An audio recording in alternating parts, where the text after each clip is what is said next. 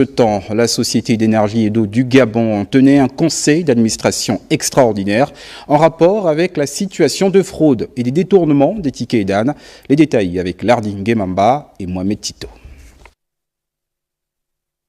5 heures de conclave pour un conseil d'administration extraordinaire sous fond de tension. 2 points au menu.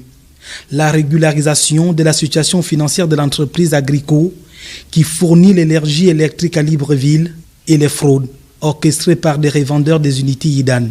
La Société d'énergie et d'eau du Gabon vient de démanteler un vaste système de détournement des tickets EDAN, causant des pertes financières considérables à l'entreprise. Vous avez dû le voir sur les réseaux sociaux, il y a un scandale qui agite la SEG concernant le piratage de notre système informatique. Les enquêtes sont en cours, nous avons des agents qui sont à la DGR en train d'être interrogés, des agents affectés par le CTRI au sein de la SEG menaient leur enquête, ils sont tombés sur le poteau rose.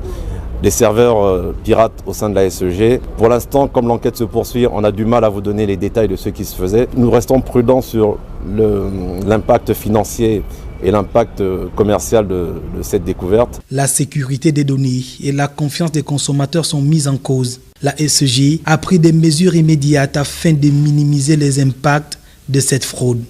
Les enquêtes menées par les services de la SEG ont révélé l'existence d'un générateur de tickets autonome exploité en dehors du système officiel de la SEG. Ce générateur permettait la production illégale de tickets EDAN, privant ainsi l'entreprise de revenus importants. Les auteurs de ces vols et détournements, qui utilisaient des générateurs parallèles non autorisés, sont coupables de cybercriminalité. La SEG envisage de saisir le tribunal de commerce en référé pour ordonner un audit indépendant de système de gestion des tickets EDAN financés par les entreprises mises en cause. Cet audit permettrait de détecter les failles exploitées et de mettre en place des contrôles renforcés. Les individus responsables encourent des sanctions sévères conformément à la loi, ce qui souligne la gravité des actes commis et l'engagement de la SEG à protéger ses infrastructures et ses clients contre de telles menaces. La SEG prendra toutes les dispositions pour rectifier le dysfonctionnement identifié et restaurer la confiance de sa clientèle.